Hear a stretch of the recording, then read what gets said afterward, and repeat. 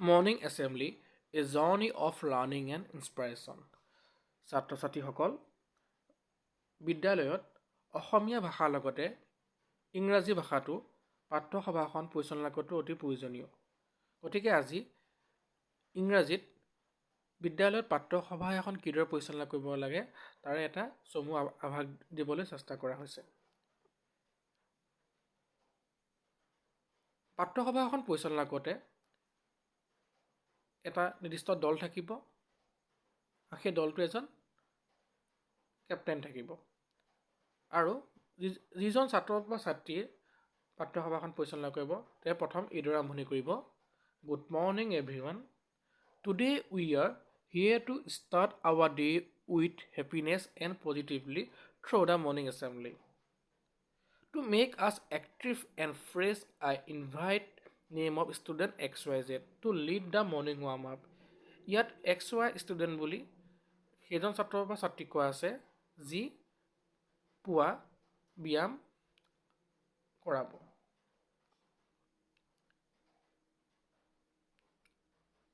এতিয়া XYZ ষ্টুডেণ্টজনে ক'ব, নাও I will show you two easy exercise, first for the hand, then for the shoulders.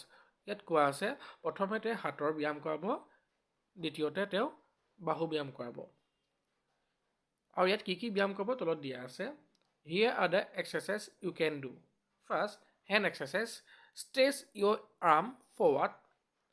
Open or close your fist 10 times. মানে হাতখন আগলৈ আগবঢ়াই হাতৰ মুঠিটো 10 বাৰ খোলা আৰু বন্ধ কৰিব লাগে। দ্বিতীয়তে shoulder exercise. Roll your shoulders slowly in a circle forward 5 times. Then roll them backward 5 times. Thank you. মানে নিজৰ বাহুটো এবাৰ সন্মুখলৈ 5 বাৰ ঘূৰাব লাগে আৰু পাছলৈ 5 বাৰ ঘূৰাব লাগে। এতিয়া পাঠ্যসভা পৰিচালনা কৰা ছাত্ৰ বা ছাত্ৰীগৰাকীয়ে ক'ব, থেংক ইউ XYZ ষ্টুডেণ্ট, তেখেতক ধন্যবাদ দিব। তাৰপৰা আহিব morning prayer. Let's take a moment to connect with God. We will now recite the prayer name. ইয়াত যিটো প্ৰেয়াৰ বা প্ৰাৰ্থনা সভাত গোৱা হ'ব সেই প্ৰাৰ্থনাটোৰ কথা কোৱা হৈছে। Before we start, please close your eyes and keep silent for a few moments. মানে প্ৰাৰ্থনাটো কোৱাৰ আগতে কোৱা হ'ব, মানে প্ৰাৰ্থনাটো আৰম্ভণি কৰাৰ আগতে তোমালোকে এটা চকু জপোৱা আৰু নিস্তেজ ভগৱানক প্ৰাৰ্থনা কৰা। তাৰপৰা আহিব এবাউট দ্য ডে, দিনটোৰ বিষয়ে। Now I would like to invite XYZ student to come forward and share about the day. তেতিয়া XYZ ষ্টুডেণ্টে ক'ব, good morning everyone, today is date 2025 according to the Assamese calendar. Today is Assamese date. এটা example মই দি দিছোঁ। ধৰি লোৱা হ'ল আজি ইংৰাজী 1 তাৰিখ, গতিকে ক'ব today is 1 November 2025 according to the Assamese calendar. Today is সেইদিনা অসমীয়া দিনটো কোৱা হ'ব। আৰু লগতে যদি সেই দিনটো কিবা বিশেষ দিন আছে সেই বিশেষ দিনটোৰ কথা কোৱা হ'ব। Important of the day, great people, invention, special day etcetera. যদি সেই দিনটো বিশেষ কিবা তাৎপৰ্য আছে তাৰ লগত সেই তাৎপৰ্যটো যোগ কৰিব লাগিব। তেতিয়া তাৰপিছত হোষ্ট বা এনকৰাকীয়ে ক'ব, thank you XYZ student.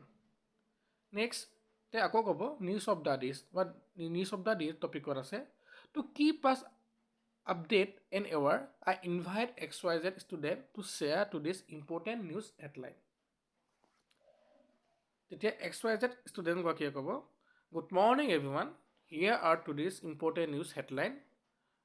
Reads thank you. মানে এতিয়া দিনটো বাতৰিকেইটা পঢ়ি দিব, শেষত ধন্যবাদ দিব। এই ক্ষেত্ৰত ছাত্ৰ বা ছাত্ৰীগৰাকীয়ে সেই দিনটো বাতৰি পেপাৰ সংগ্ৰহ কৰি সেই দিনটো বিশেষ বাতৰিকেইটা পইণ্ট আউট কৰি ল'ব। তাৰপিছত পাঠ্যসভা পৰিচালনা কৰা ছাত্ৰ বা ছাত্ৰীগৰাকীয়ে ক'ব, থেংক ইউ XYZ ষ্টুডেণ্ট। তাৰ পাছৰ বিৱৰণটো আহিব থট অফ দ্য ডে, দিনটো বাণী। তেতিয়া মৰ্ণিং এছেম্বলি পৰিচালনা কৰা ছাত্ৰ বা ছাত্ৰীগৰাকীয়ে আকৌ ক'ব, a good thought can make our whole day better. Now I call XYZ student to share today's thought with us.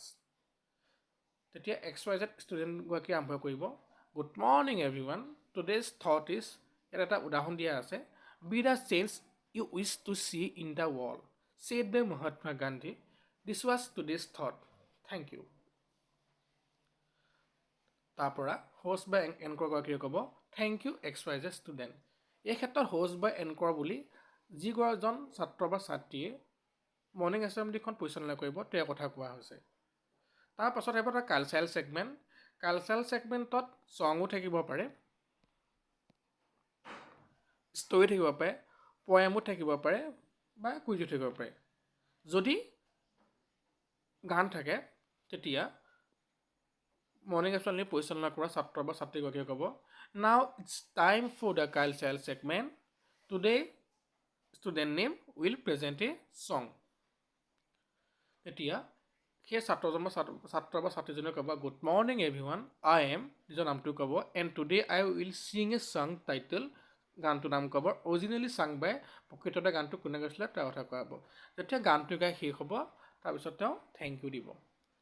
যদি কবিতাৰ ক্ষেত্ৰত হয় তেতিয়া মৰ্ণিং এছেম্বলি পৰিচালনা কৰা ছাত্ৰ বা ছাত্ৰীজনে ক'ব, now it's time for the cultural segment, today student name will recite a poem for আছ।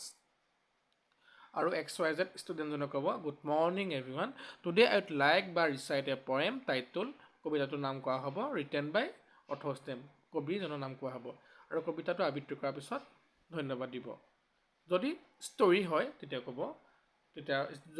হয় তেতিয়া মৰ্ণিং এছেম্বলি পৰিচালনা কৰা ছাত্ৰ বা ছাত্ৰগৰাকীয়ে ক'ব, now it's time for the cultural segment, today student name will present a story, এটা মানে ছবি আমাৰ আগত পৰিৱেশন কৰিব, ছবি নহয়, এটা সাধু পৰিৱেশন কৰিব।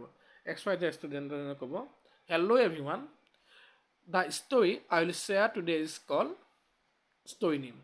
আফটাৰ দ্য ষ্টৰি মানে সাধুটো কোৱাৰ পিছত ক'ব, that was my story, the moral of the story is thank you. আৰু যদি সাধুটো কিবা নৈতিক শিক্ষা আছে সেই নৈতিক শিক্ষাটো কোৱা হ'ব। তাৰপিছত তেওঁ ধন্যবাদ দিব। যদি কুইজক সুধিবলৈ আহ্বান জনোৱা হয় তেতিয়া ক'ব, now it's time for the cultural segment, today student name will host a short quiz. আৰু XYZ ষ্টুডেণ্টজনে ক'ব, good morning everyone, today as part of the cultural segment I will be conducting a short quiz to tell your general knowledge.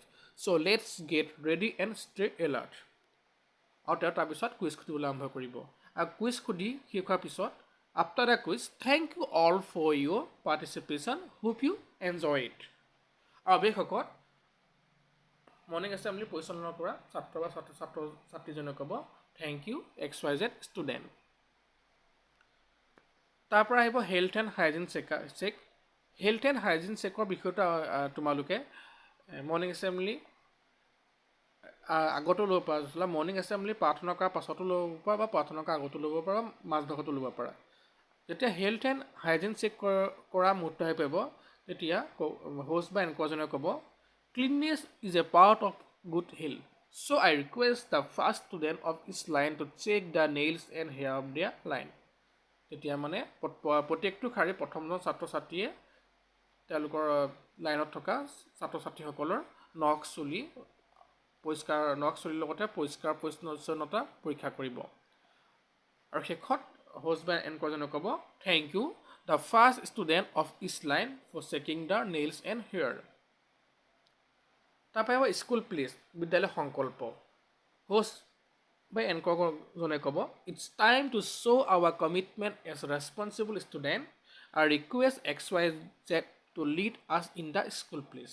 আৰু যিজন ছাত্ৰ বা ছাত্ৰীয়ে সংকল্প ল'ব তেওঁ ক'ব, good morning everyone, please join me as we take the school pledge together. মানে আমি একেলগে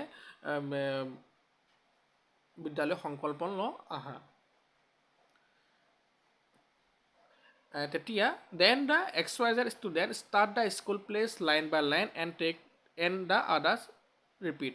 আৰু যিজন ছাত্ৰ বা ছাত্ৰীয়ে সংকল্প লোৱাব তেওঁ প্ৰথমতে সংকল্পটো ক'ব, বাকীসকলে তাৰপিছত ৰিপিট কৰিব। শেষত হোষ্টে ক'ব, থেংক ইউ XYZ ষ্টুডেণ্ট। তাৰপৰা আহিব national anthem. As we conclude today's morning assembly, let us come together and sing the national anthem with pride and respect. এইটো তোমালোকে সকলোৱে বুজি পাইছা।